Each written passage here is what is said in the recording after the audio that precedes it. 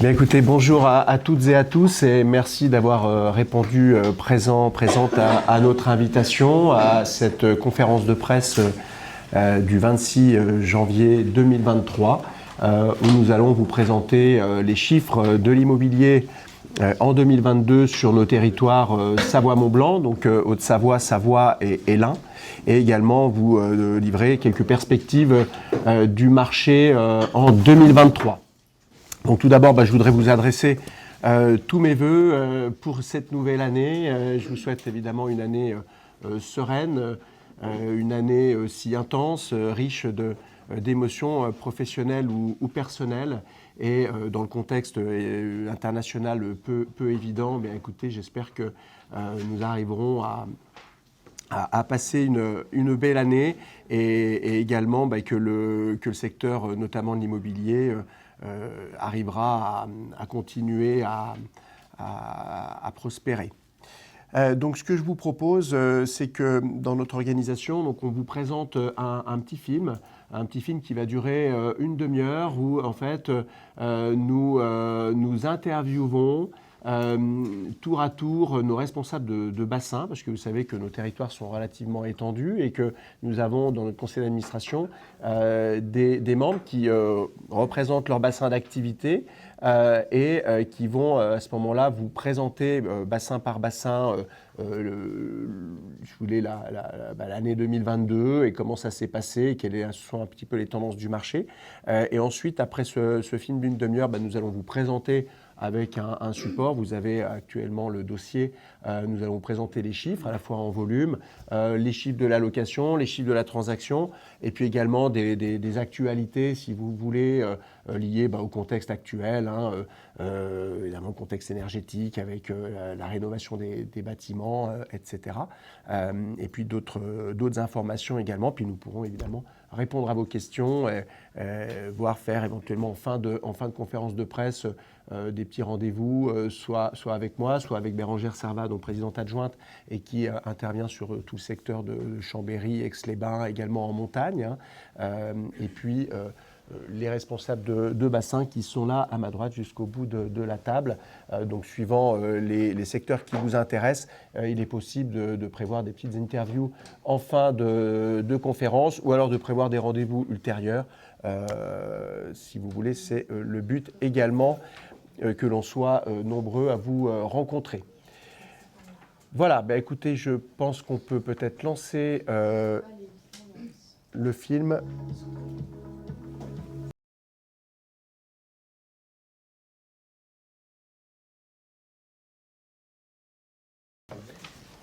Bien, merci de votre attention. Je crois que ce film était très complet et a permis de vous donner vraiment un tour d'horizon, bassin par bassin, et également en montagne. Donc maintenant, je vous invite à ce que l'on suive le support qu'on vous a communiqué sur les chiffres clés en Savoie-Mont-Blanc. Déjà à titre introductif, alors évidemment, on observera un petit peu quelles peuvent être les perspectives 2023. Ça a déjà été évoqué dans le film, mais les conséquences des hausses de taux d'intérêt, les questions de taux d'usure, le financement des primo-accédants, etc. Est-ce que ça va constituer véritablement des freins? Est-ce qu'il va y avoir également des opportunités pour les investisseurs? Peut-être qu'au final, il y aura un tassement de marché, mais nous, on ne croit pas en tout cas à un effondrement, évidemment, puisqu'on est sur des territoires où il y a toujours une forte demande, où il y a peu d'offres d'une manière générale, que ce soit sur le plan locatif ou que ce soit même sur le plan des acquisitions. Et 2023, même si on peut penser à un fléchissement, à mon avis, ça restera malgré tout assez fluide sur nos territoires. Donc, première slide, on a les logements vendus en 2022. Donc France entière, 1 100 000 logements. Donc on est quasiment sur des volumes identiques à 2021. Je rappelle que l'année 2021, France entière était une année absolument record et bien au-delà même de l'avant-Covid, en fait. Et donc sur Savoie-Mont-Blanc, on est entre 2021 et 2022 en quasi-stabilité, si vous voulez, puisque on a en Haute-Savoie 18 190 logements, en Savoie 10 914 et dans l'Ain un peu plus de 11 000. Et quand on regarde le graphique juste en dessous, on peut comparer avec 2021, vous voyez, où à quelques unités près, ou quelques dizaines d'unités près, les volumes sont absolument comparables. Il y a un tout petit recul dans l'Ain, mais autrement, sur la Savoie et la Haute-Savoie, ça se maintient. Alors après, on peut constater malgré tout un fléchissement plutôt sur la fin de la période, puisque là on est sur 12 mois glissés, si vous voulez, on arrête les chiffres au 30 octobre 2022, et on a malgré tout un petit fléchissement à partir de l'été 2022. Ensuite, donc, bon, ça c'était une présentation un peu globale, voilà maintenant le marché de la location en 2022. Donc là, on vous présente des chiffres sur les baux signés sur un an. Donc les données arrêtées au troisième trimestre 2022, avec ce qu'on peut tout de suite constater, c'est l'évolution avec une augmentation du prix des loyers dans l'Ain.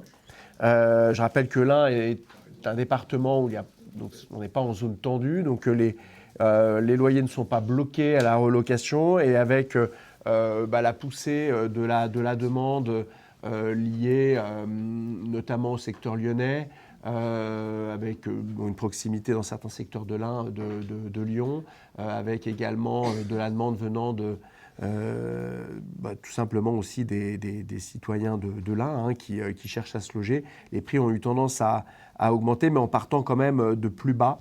Donc on est sur une augmentation par contre notoire. En Savoie, on a une augmentation relativement importante aussi. En revanche, en Haute-Savoie, c'est une stabilité, avec même un très léger fléchissement, mais qui est quasiment insignifiant. Donc si on veut regarder d'un peu plus près, slide suivante, sur le niveau de loyer dans les principales villes. Donc les principales villes, c'est intéressant de citer Bourg-en-Bresse. On retrouve justement cette augmentation, donc sur un an, sur 5 ans.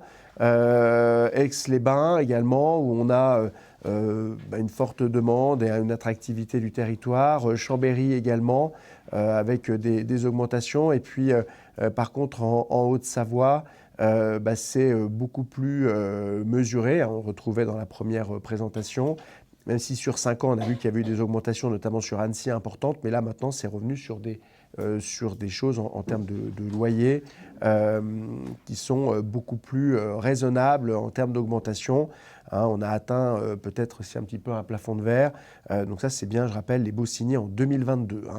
Donc avec Annecy et le secteur du Genevois qui sont quand même un petit peu au-delà. On a ressorti ces trois secteurs, Annecy, Annemasse, Thonon-les-Bains.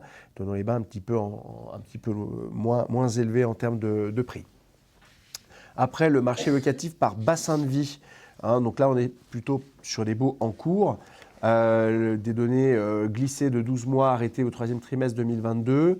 Donc les baux en cours, on voit que c'est relativement, de manière générale, plutôt stable, puisqu'évidemment, tout se nivelle quand on est sur les baux en cours. Avec la vallée de l'Arve, on a quand même une augmentation. L'avant-pays savoyard, on est sur de la stabilité, à 8,62, donc on est quand même vraiment en dessous. Quand on compare, vous voyez, l'avant-pays savoyard ou le bassin d'Annecy, il y a des écarts quand même très importants. Bassin de Bourg-en-Bresse, évidemment, qui est plus en retrait. Et puis Chambéry, Aix-les-Bains, c'est assez donc constant. Le Léman, qui se rapproche encore une fois des prix d'Annecy finalement. Et puis la vallée de la Vanoise. Donc là, on parle évidemment des vallées. On n'est pas sur des tarifs évidemment en montagne, mais sur des tarifs vallées, donc fond de vallée, Albertville, Moutier ou Maurienne, avec Saint-Jean-de-Maurienne, Modane, etc. Même si on a peu de données, mais qu'on est plutôt en repli à cet endroit-là. Après, le marché de la transaction sur 2022. Donc là, on a fait ressortir un tableau intéressant qui, en fait, délivre en termes de volume de vente le top 20 des communes sur nos territoires de Savoie-Mont-Blanc, donc Haute-Savoie, Savoie et l'Ain. Avec, c'est pas une surprise, en tête Annecy, donc Annecy, une nouvelle commune en termes de périmètre. avec 2368 ventes sur la période observée.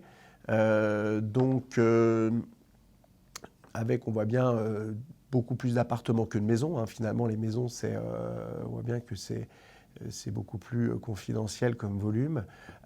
Et puis, le prix est donc de 5 400 € en moyenne, hein. Donc après Chambéry, je ne veux pas égrener évidemment toutes les villes, mais on voit que Bourg-en-Bresse est dans le top 5, hein, comme étant une ville dynamique, puisqu'avec 751 ventes sur les 12 mois glissés, et des prix par contre évidemment beaucoup plus attractifs, ce qui peut aussi expliquer certainement l'attrait, puisque même si les prix sont aussi en augmentation sur ce secteur, ça devient quand même compliqué de se loger sur les secteurs les plus prisés, et notamment le secteur lyonnais, où quand on est après finalement pas si loin, avec Bourg-en-Bresse, et à 2 heures de Paris, je le répète, généralement 2 heures de TGV de Paris, avec le télétravail, etc., ça a pu faire venir et attirer des accédants.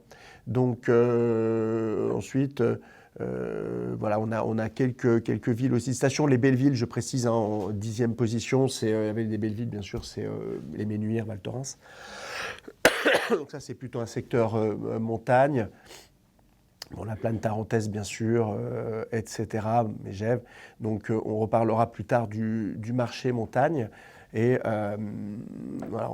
Évian-les-Bains qui sur finalement une commune où il y a une dizaine de milliers d'habitants, hein, sur Évian-les-Bains, mais ça prend un périmètre un petit peu plus large. On a finalement un marché assez dynamique également, et qui attire notamment aussi pour la villégiature et le tourisme. Voilà, ensuite, nombre de ventes et prix des logements dans les Alpes. Alors ça, on ne va pas vous parler forcément des départements qui sont plus éloignés, puisque ça nous intéresse moins, mais ça permet de mettre en perspective malgré tout, hein, les données du laboratoire économique du logement qui nous sont communiquées. Et on voit que Grenoble, sans surprise, sur les Alpes, c'est évidemment la plus grande agglomération, donc la plus grande commune, mais disons que sans surprise, c'est cette commune-là qui se retrouve à avoir le plus de volume de vente. Mais par contre, Annecy est deuxième quand même sur ce top 20 des Alpes. Et on retrouve aussi finalement dans le top 10 une grande partie des communes de nos départements, hein. Annecy, Chambéry, Aix-les-Bains, Thonon-les-Bains, Bourg-en-Bresse, Annemasse, voilà. Donc avec des budgets de prix au mètre carré qui sont finalement aussi assez disparates. On voit bien, notamment dans l'Isère, c'est quand même beaucoup moins élevé, hein. Je mets à part les deux Alpes où c'est une station, bien entendu, hein, mais toutes les communes de plaine, y compris Grenoble, on est en dessous des 3 000 € le mètre carré, hein, alors qu'on peut constater aisément que sur les territoires Savoie, Haute-Savoie, on est plutôt entre 3 003 et 5 000, 5 500, hein. Voilà, après, donc, on fait toujours notre présentation par bassin d'activité, hein, donc par bassin de vie, sur les prix de vente moyens des appartements. Encore une fois, sur les 12 mois glissés indiqués en référence. Donc, quand on parle du bassin d'Annecy, bien sûr qu'on n'est pas sur la commune d'Annecy, mais on inclut l'Albanais, on inclut les communes plus étendues. C'est ce qui explique que le prix peut paraître attractif comme ça, hein, mais pas si loin que ça du bassin d'Aix-les-Bains. En réalité, on n'a évidemment pas qu'Annecy, hein. Donc après, en termes de volume de vente, ça vient évidemment niveler un petit peu vers le bas. Le Léman, 4219. On a ensuite des secteurs où c'est beaucoup plus abordable, hein. On parlait de la Bresse, de la Dombes, hein, ou de l'avant-pays savoyard, où finalement, n'étant pas si loin des zones d'activité économique les plus prisées, eh bien, les prix sont quand même malgré tout divisés par deux, quoi, hein, donc voire plus, hein. Après, donc, on focus là sur les prix de vente moyens des maisons. Prix de vente moyen des maisons, donc là, on préfère vous communiquer en fait des budgets moyens, puisque pour les maisons, les prix au mètre carré, on peut communiquer, mais c'est souvent plus parlant de parler un petit peu de budget global et de voir que finalement les tickets d'entrée sont quand même relativement élevés. On a bien vu que les volumes de vente de maisons sont quand même beaucoup plus faibles aussi que les appartements. D'une part parce qu'il y a peu d'offres. Et puis parce que les budgets sont beaucoup moins accessibles, évidemment. Et puis, alors sur ces prix moyens, bien sûr que certains peuvent se dire, tiens, moi, je ne trouve pas des maisons à ce prix-là. Alors c'est vrai que les maisons individuelles, traditionnelles, de qualité, etc., et sur le secteur du bassin d'Annecy, on va dire, bien souvent, c'est bien plus que ça, si vous voulez les prix, notamment dans les communes prisées, de bord de lac et autres, où c'est même inaccessible. Par contre, dans ces prix moyens, on a aussi la maison mitoyenne de 80 mètres carrés, qui a le qualificatif maison, avec le petit jardin, dans une commune périphérique de l'Albanais ou autre, où là, évidemment, on est plutôt sur des tarifs qui peuvent être légèrement en dessous des 400 000 sur les tickets d'entrée, ou s'il y a des maisons à rénover aussi, qui effectivement ne sont pas dans les prix haut du panier. Voilà, donc vous regarderez sur les chiffres qui vous intéressent, ça me paraît assez parlant avec nos zones géographiques qui sont maintenant bien établies depuis quelques années. Voilà, écoutez, je vais passer la parole à Bérangère qui s'occupe du marché de la montagne, qui va vous présenter les chiffres de nos stations. Oui, donc en complément du film sur la partie de l'activité de la montagne, la première présentation, c'était... souvent, on nous pose la question de sortir un prix moyen en montagne et on explique que c'est assez délicat parce qu'il y a vraiment peu d'homogénéité entre les différentes stations. Cette slide des chiffres l'illustre parfaitement puisqu'on voit bien que sur le top 30 du coup des stations plus globalement de notre territoire Savoie-Mont-Blanc de la FNIM, mais on voit aussi qu'on a quelques stations de l'Isère, et les 3 grandes stations d'Isère, les 2 Alpes, Alpes d'Huez, Champs-Rousses. On voit bien qu'on se retrouve avec un volume et des prix moyens au mètre carré qui sont très différents d'une station à l'autre. Et pourtant, les volumes évoluent, puisqu'on voit bien par rapport aux stations villages, on peut retrouver type Megève, Saint-Gervais, qui sont des stations qui vont attirer du monde et qui vont aller avoir leur clientèle, mais aussi les stations grand domaine qui tirent bien leur épingle du jeu dans le volume sur 2022, puisque quand on regarde La Plagne, Les Arcs, Avoriaz, qui sont largement dans le top 15 et qui permettent effectivement d'avoir globalement des clients qui sont intéressés. Alors un volume d'appartements qui est toujours plus important que les maisons, c'est aussi la même remarque en plaine, c'est que les chalets, plus que les maisons à la montagne, les chalets à la montagne sont dans des gros budgets. Et aujourd'hui, on a clairement des clients qui sont une clientèle nationale et internationale, qui vient, enfin très européenne malgré tout dans l'international, mais qui vient investir à la montagne sur des grands produits et sur des beaux chalets, en n'ayant pas trop de difficultés de financement de leurs investissements. Sur l'immobilier de tourisme, on a repris en fait pour illustrer les statistiques de notre observatoire qui s'appelle G2A, qui est un observatoire qui observe l'allocation saisonnière plaine et montagne, montagne et mer, pardon, excusez-moi. Donc le taux d'occupation, il est de 49,3% à date. On est effectivement globalement moins un point par rapport à l'année dernière, qui était une année vraiment exceptionnelle. Donc on est vraiment dans un très très bon taux de remplissage par rapport à nos habitudes. Les tendances pour l'hiver 2023 en montagne, on est à un taux d'occupation entre décembre et avril à 52%. Sur 2022, et c'est quand vous regardez la courbe, et c'est-à-dire qu'on est 3 points supplémentaires dans le remplissage que l'année dernière. Alors il y a un phénomène qu'il faut observer, c'est qu'on a eu vraiment une très grande anticipation des clients sur les réservations. Donc contrairement à ce qui s'était passé sur l'hiver 2021-2022, où les clients étaient en attente de savoir si les stations allaient ouvrir ou pas, s'ils allaient réserver. Cette année, en fait, dès le mois de septembre, on a eu un niveau de remplissage qui a été beaucoup plus élevé. Ce qui explique très clairement que de date à date, on a 3 points plus importants que l'année dernière. Ce qui est essentiel aujourd'hui, c'est bien évidemment, grâce au taux d'enneigement qui est très satisfaisant maintenant, ce qui n'était pas le cas il y a 3 semaines, où on est commencé à être inquiet. Mais l'enneigement étant au rendez-vous, on a bien effectivement une accélération des réservations qui ne sont pas tout à fait de dernière minute, mais qui se font avec moins de préparation. Donc là, aujourd'hui, on est sur une tendance d'accueil de nos touristes qui est importante, avec un niveau de remplissage qui sera somme toute identique ou légèrement inférieur à l'année dernière, mais qui sera très satisfaisant. On continue d'avoir beaucoup de touristes qui ont besoin de venir passer quelques jours ou quelques semaines à la montagne pendant l'hiver.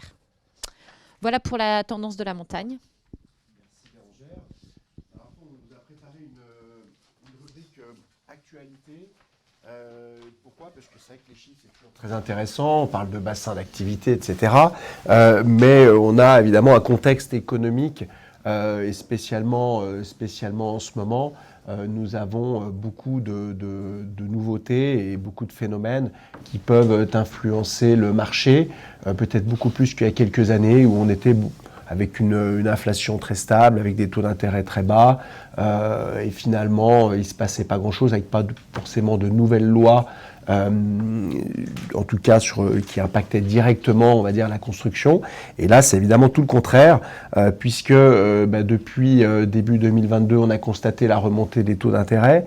On a la problématique, on y reviendra après, donc du taux d'usure, qui peut empêcher effectivement le financement des acquéreurs et notamment des primo-accédants. Mais c'est vrai qu'il est un sujet qui est quand même central en ce moment, c'est le classement énergétique des logements. Et ce camembert permet de constater, donc là c'est sur l'ensemble des 3 départements, on a un petit peu globalisé l'ensemble, que 9,54% des logements sont classés G.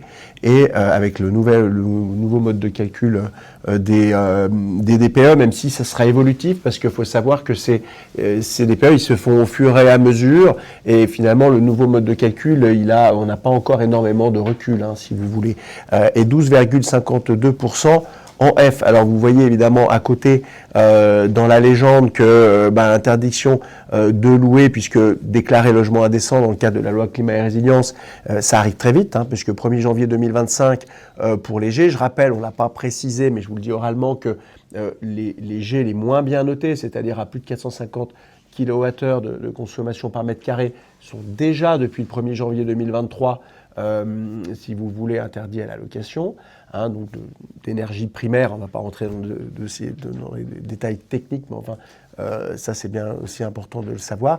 Mais après, 2028, ça arrive très vite aussi pour le F, et même le E, 2034, finalement, c'est dans 10 ans, et on voit que le E, on a quand même 27%.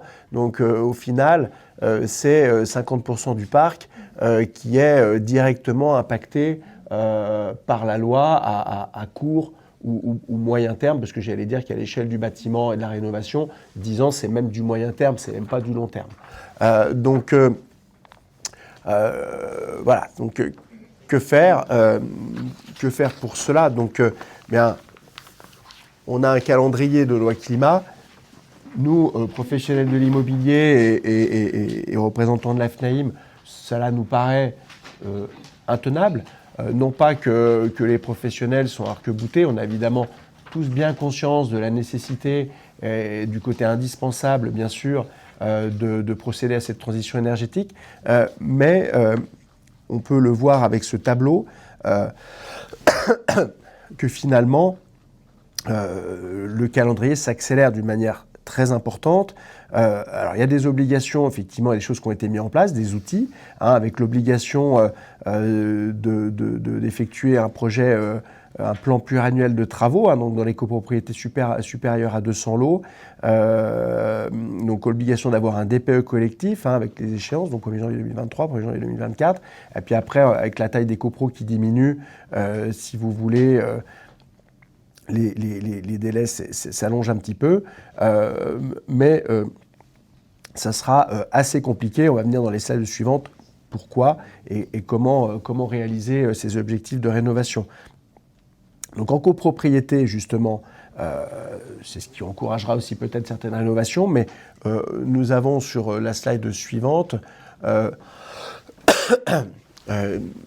fait un petit sondage et qui permet de constater que 39% des syndics enregistrent davantage de retard de paiement de charges en cette fin d'année.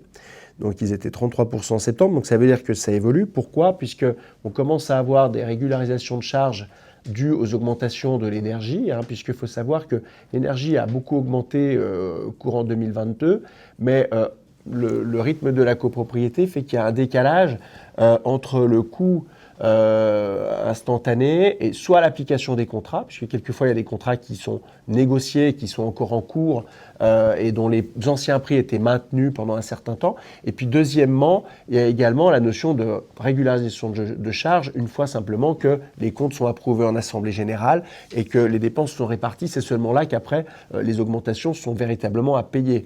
Et ça peut conduire à un peu plus de contentieux. D'ailleurs, on est quand même relativement inquiet par rapport à ça, puisque on a des propriétaires qui n'ont pas forcément des budgets illimités pour payer leurs propres charges, ne serait-ce que quand ils occupent eux-mêmes le logement, mais il y a également la problématique du locatif, puisque, et spécifiquement ces charges qui augmentent, ce sont quasiment que des charges locatives, puisque c'est les consommables. Et ces charges locatives, eh bien, elles se répercutent sur des locataires dont les pouvoirs d'achat sont déjà impactés par l'inflation, sont déjà autres qu'on trouve dans d'autres secteurs, sont impactés par le fait que, d'une manière générale, les prix de loyer sont relativement élevés dans nos territoires, et ajouter à cela des charges qui n'étaient déjà pas modiques, mais qui vont en plus s'accentuer, comment vont-ils faire pour payer ces régularisations de charges qui peuvent quelquefois représenter plusieurs centaines d'euros et qui arrivent d'un coup à payer. Et puis par effet cascade, eh bien, les propriétaires bailleurs qui n'ont pas forcément des surfaces financières très importantes, si leurs locataires ne payent pas les régularisations de charges, eh bien, ce sont les propriétaires bailleurs qui, eux, vont se retrouver peut-être en déficit de paiement. Et c'est donc ce qu'on a voulu démontrer par cette slide qui indique que les taux certainement de retard de paiement seront en hausse. Après, le marché locatif, c'est vrai qu'on l'a déjà dit tout à l'heure, mais il y a une tension sur nos secteurs, puisqu'on s'aperçoit spécifiquement sur le bassin d'Annecy, sur le Genevois, le Léman, mais dans d'autres secteurs également, qu'il y a eu moins de rotation sur le parc locatif. Il y avait eu de la rotation plus avec la période Covid, où je pense que l'effet confinement, etc., quand ça s'est rouvert, à générer un certain nombre de volontés de changer, de revoir certains logements. Peut-être que les gens voulaient avoir plus d'espace extérieur, de balcons hauts. En tout cas, ça avait dynamisé un petit peu si vous voulez, la rotation dans le parc locatif. Mais c'est moins le cas actuellement. Il y a également moins de projets neufs qui se font sur la plupart de nos secteurs. Donc ça fait moins aussi de biens à l'offre pour des nouveaux produits qui ont pourtant toujours extrêmement la cote auprès des locataires qui aiment bien, pour les raisons qu'on évoquait juste avant, d'économie d'énergie, avoir des biens modernes puisqu'ils sont bien isolés et ils sont plus vertueux vis-à-vis de la consommation. Et puis, ce qu'on a remarqué également, c'est qu'on a des biens qui sont énergivores et qui peuvent quitter petit à petit le marché locatif vers le marché de la transaction. Pourquoi ? Puisque pas mal de copropriétaires bailleurs voient les montants qui vont se présenter à eux en termes de rénovation, et pour certains n'ont pas envie de faire l'effort financier ou ne peuvent tout simplement pas le faire et préfèrent arbitrer, vendre, quitte à réinvestir après dans autre chose de plus moderne, de plus récent, quitte à avoir plus qu'un appartement au lieu de deux, etc. Pardon, mais du coup, ce marché va certainement se transférer vers le marché de la location, ce qui va certainement, à mon sens, donner une certaine fluidité, notamment 2023 ou les années suivantes, sur ce type de biens, et permettre des opportunités aussi, puisque les biens énergivores vont se vendre à un prix qui sera, à mon avis, moindre que les prix vraiment du marché, on va dire, des biens évidemment neufs, mais même relativement récents ou rénovés. Et ça pourra permettre également, peut-être, aux primo-accédants, alors qu'ils pourront peut-être plus facilement financer ce type de biens, mais avec après des problématiques de rénovation qu'il faudra faire dans le temps et notamment mobiliser des subventions comme MaPrimeRénov' et qu'il y ait des décisions qui soient prises en copropriété. Mais on voit que ce n'est pas simple et que le temps de la copropriété, on va le voir après, justement, c'est une transition avec la slide suivante, c'est un temps relativement long. Alors pourquoi ? Puisque quand on fait un sondage auprès des syndics, 3 syndics sur 10 ont fait voter davantage de travaux de rénovation énergétique sur les 6 derniers mois. Alors c'est plutôt très bien, malgré tout, mais cela dit, on peut observer à partir d'une décision de travaux d'ITE, donc isolation thermique par l'extérieur, quels sont les délais de lancement des chantiers, puisque où on veut en venir aussi par rapport aux calendriers qui sont très difficiles à tenir, c'est qu'avec même la bonne volonté du monde, et même si on peut avoir des ambitions, des volontés, si vous voulez, vertueuses vis-à-vis de tout cela, eh bien, il faut après les mettre en œuvre, ces chantiers. Alors, il y a des délais qui sont longs, regardez. Moins de 6 mois, c'est finalement 1%. De 6 mois à 1 an, c'est près du tiers. De 1 an à 2 ans, c'est finalement la norme la plus importante, c'est près de la moitié. Et puis 2 ans et plus, 21%. Donc pourquoi ? Eh bien, c'est notamment parce que il faut financer. Donc le financement, soit dans certains cas et dans certains projets, on peut mobiliser des subventions, mais ce n'est pas facile, parce qu'en fait, notamment pour MaPrimeRénov', il faut remplir un certain nombre de conditions pour mobiliser ces financements collectifs, notamment faire de gros gains et faire des bouquets de travaux avec des rénovations globales qui ne sont pas toujours évidentes, non seulement à voter, ou alors des fois, certaines rénovations ont été faites petit à petit par le passé, et puis maintenant on peut faire qu'une partie pour essayer d'accéder à des meilleures notations de DPE, mais on ne peut pas faire le bouquet qui finance, qui permet de financer avec MaPrimeRénov'. Et puis on a également la difficulté de la main-d'œuvre, puisque qui dit rénovation dit entreprise. Finalement, seulement 16% d'entreprises du bâtiment sont reconnues garants de l'environnement, donc RGE, qui est la condition sine qua non, je le rappelle, pour obtenir les subventions, de MaPrimeRénov' notamment. Et on a un nombre de salariés dans la construction rapporté au parc de logement qui est finalement en baisse. Quand on regarde les 40 dernières années, on a eu évidemment le parc de logement qui a énormément augmenté, qui a fait face à l'accroissement de la population, c'est bien normal, mais avec finalement de la main-d'œuvre qui est plutôt difficile à recruter, à mobiliser, et les entreprises sont en nombre insuffisant, ça c'est certain, pour pouvoir assurer les rénovations qu'on nous enjoint de réaliser afin de respecter les calendriers de la loi climat et résilience.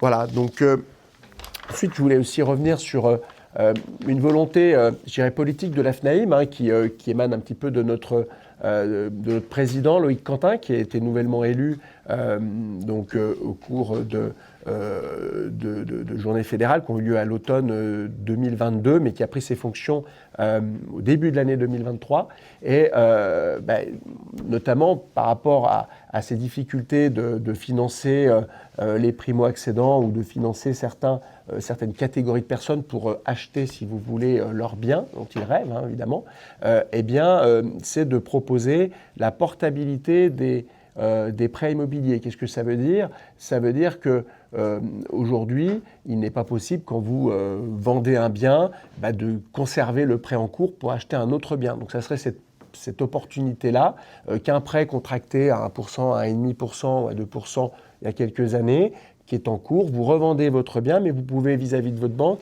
continuer en fait à mobiliser ce prêt, qui va peut-être en faire un autre complémentaire, mais en tout cas le prêt en cours, le conserver. Donc c'est bien la portabilité. Donc c'est une proposition politique que nous avons fait au gouvernement, et notamment au ministre du Logement.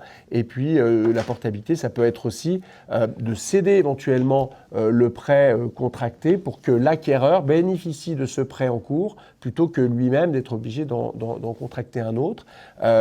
Et étant donné que normalement ça n'a pas d'impact, si vous voulez, après il faut évidemment que financier, j'allais dire, sur les banques, mais il faut qu'il y ait une volonté politique au niveau du législateur pour que ça puisse voir le jour. Mais enfin, en tout cas, c'est une des propositions faites à ce niveau-là. Après, dans les possibilités qui sont données par la loi pour inciter à ces rénovations, il y a les campagnes de ravalement obligatoire. Il faut savoir que dans certaines communes, eh bien, par décision de conseil municipal, une commune peut engager une campagne de ravalement obligatoire. Et comme aujourd'hui, on sait qu'un ravalement de façade est, sauf exception, la norme, c'est de faire une isolation thermique par l'extérieur. C'est que certains cas, c'est même une obligation, je veux dire, sauf à bénéficier d'une dérogation parce que c'est une impossibilité architecturale ou que c'est une impossibilité économique. Voilà. Donc ça peut être un des outils également pour accentuer ces rénovations qui évidemment vont, je pense, nous accompagner, des sujets qui vont nous accompagner pendant les prochaines années. Voilà, écoutez, je vous remercie de votre attention. Puis évidemment, l'ensemble de l'équipe et moi-même demeurons à votre écoute pour répondre à vos questions, bien sûr, si vous en avez, ou éventuellement à des interviews ou à des rendez-vous qui peuvent être pris même ultérieurement, si vous le souhaitez. J'avais une question sur la part de logements classés G en montagne dans les stations, savoir est-ce qu'on a une idée du chiffre Alors, c'est évidemment très important. J'avais lu certaines données, notamment sur Avoria, parce que Thomas Arnéodo parlait de ce cas sans donner de chiffres, mais je crois qu'à Avoria, ça doit être 70% du parc. En moyenne, c'est largement supérieur à ce qui se passe en plaine. La moyenne était plutôt sur les dernières stades de la FNIM à 38%, alors que c'était plutôt 21% dans la plaine. Et des stations spécifiquement typées années 60-70, dont beaucoup sont au fioul ou avec des simples vitrages et autres, là on peut avoir 70% du parc, et je crois que c'est quasiment le cas à Avoria, qui est en FG. Tout à fait. Peut-être pas que G, mais en tout cas FG. Donc là, il y a effectivement, puisque de toute façon, il y a une difficulté, c'est qu'il faut être ambitieux pour toutes les raisons que l'on connaît, de préservation de la planète, de maîtrise des dépenses également, puisque l'énergie ne va pas baisser à l'avenir. Donc c'est indispensable d'être ambitieux et finalement que le législateur le soit, on peut l'entendre. Mais après, la grosse difficulté aussi, c'est qu'avec ces calendriers, on ne peut pas soit tuer une économie qui permet de faire vivre des milliers et des milliers de familles, donc notamment en montagne, et même en plaine, quand on voit qu'on est sur du logement tendu, spécialement sur nos territoires, avec déjà peu d'offres, que vont faire les gens si on retire les logements classés G donc dans 2 ans de la location, comment ça va se passer? Je veux dire, clairement, quand on voit qu'on a sur certains territoires moins de 2% de vacances locatives, quelquefois même moins de 1% de vacances locatives, et que c'est la croix et la bannière pour se loger, que les listes d'attente pour les logements sociaux sont absolument interminables. Si en plus de ça, on retire plus de 10% du parc, c'est colossal. Donc pour nous, c'est totalement impossible, puisqu'on ne va pas mettre les gens sous les ponts. J'ai une petite question technique. Quand je regarde les prix sur Chambéry et Aix-les-Bains, vous avez un marché de la transaction qui est beaucoup plus élevé à Aix-les-Bains qu'à Chambéry, beaucoup plus, 1 000 € de plus, alors que le prix des loyers est supérieur à Chambéry à celui d'Aix-les-Bains. Vous expliquez comment ça? Alors peut-être que tu veux répondre, vu que c'est ton secteur.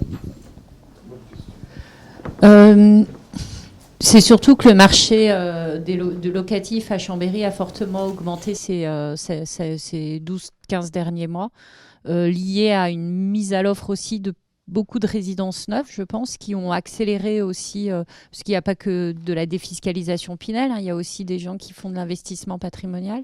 Donc on a un marché qui s'est quand même dynamisé sur Chambéry ces derniers mois, sur une période où à Aix-les-Bains, il n'a pas connu le même ralentissement que ce qu'on a vu sur Annecy, mais on sent qu'il y a quand même un fort ralentissement qui s'est fait sur Aix-les-Bains, sur le renouvellement du logement globalement. Il y a de la location saisonnière sur Aix-les-Bains, mais qui est beaucoup liée au terme. Il y a un peu de location estivale.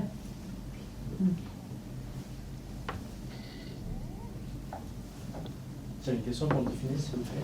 Oui. Il y a de moins en moins de primo-accédants. Est-ce que c'est inquiétant et pourquoi? Je dirais qu'il y a de moins en moins de primo-accédants pour des questions de solvabilité et effectivement c'est inquiétant je dirais pour eux déjà puisque la France reste un pays de propriétaires où quasiment tout le monde rêve de toute façon posséder son logement.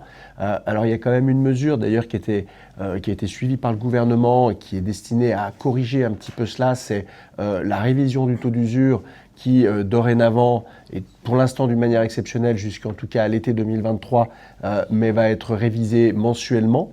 Alors qu'avant, je rappelle que c'était trimestriellement. Et la question de ce taux d'usure, donc le taux global finalement entre taux d'intérêt, frais, etc., assurance,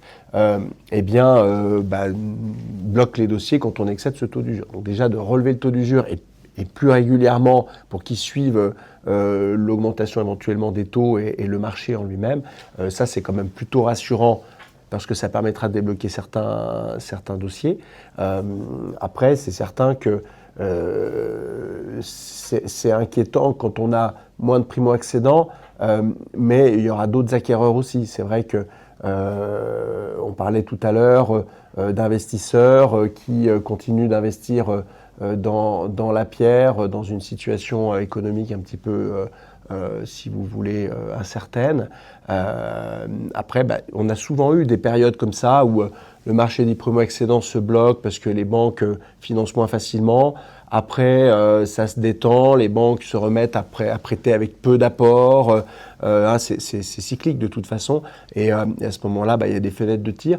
Mais c'est certain que c'est jamais, je trouve, moi, une bonne nouvelle quand les primo-accédants ne peuvent pas réaliser leur projet, puisque ça les maintient en location. Il n'y a pas après de capitalisation. Et puis, de toute façon, en plus, le marché locatif, il est tendu également. Donc c'est pas une bonne nouvelle, effectivement.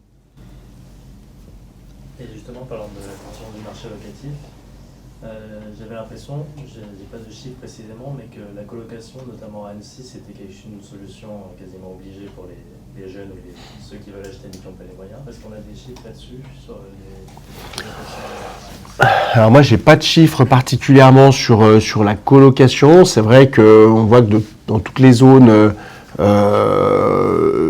chères d'une manière générale, ça a peut-être plus commencé sur les secteurs comme Paris notamment, où depuis longtemps maintenant c'est très fréquent que avant on connaissait la colocation pour les étudiants, je veux dire quand nous-mêmes il y a quelques décennies on l'était, on connaissait pas d'autres cas de figure que de colocation que pour les étudiants. Aujourd'hui, c'est vrai que la colocation entre adultes éventuellement célibataires qui n'ont pas la possibilité de prendre un logement agréable seul, eh bien, se reporte effectivement sur la colocation. Donc, c'est un phénomène où je ne peux pas vous donner de chiffres, mais effectivement qu'on constate de plus en plus. Alors après, il y a des Annéciens qui ont éventuellement des chiffres, mais bon, c'est pas... Non, pas particulier. Moi, je voulais intervenir. Oui, bien sûr, Maïka. En fait, moi, je suis sur le secteur d'Annemasse. J'ai vraiment vu une augmentation. C'est vrai que j'ai pas un chiffre précis, mais sur le parc de logements, effectivement, on a vu que il y avait de plus en plus de demandes et effectivement pas que des étudiants, mais aussi des jeunes adultes. Donc voilà, c'est vrai qu'il y a un phénomène du fait que Ado l'a dit dans l'interview, on a des loyers qui sont assez élevés et que finalement c'est à la fois pour trouver un logement, parce qu'il y a une pénurie de logements en location, mais à la fois aussi pour limiter les coûts. C'est un phénomène qui s'accélère, on l'a vu surtout sur les grandes métropoles.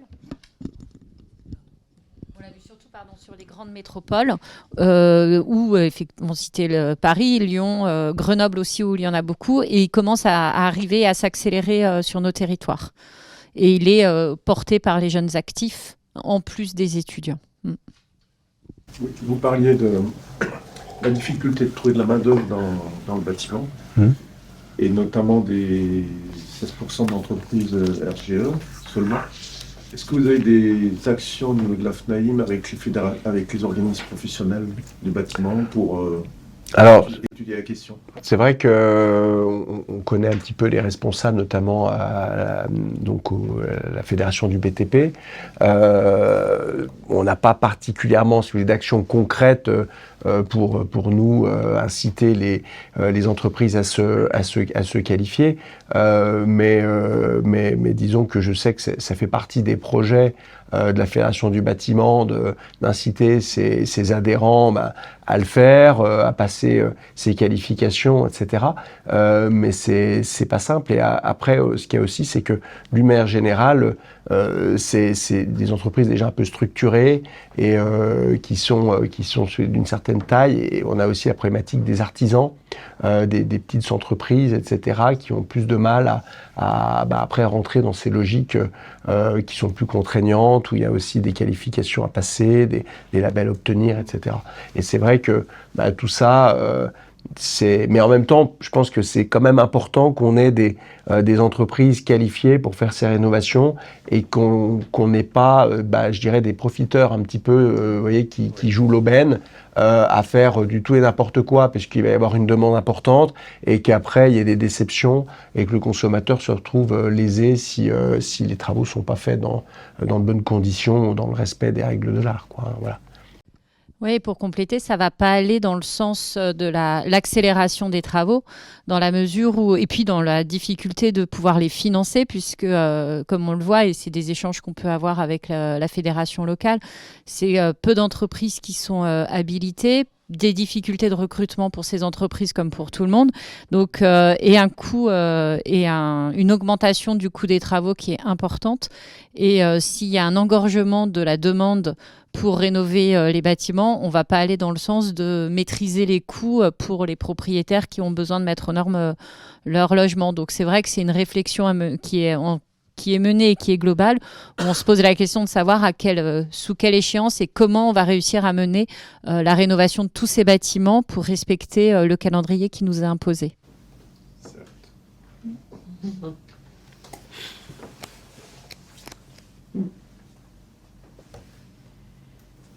Bien. Est-ce que vous avez d'autres questions? Pas particulièrement. Écoutez, merci beaucoup pour votre participation.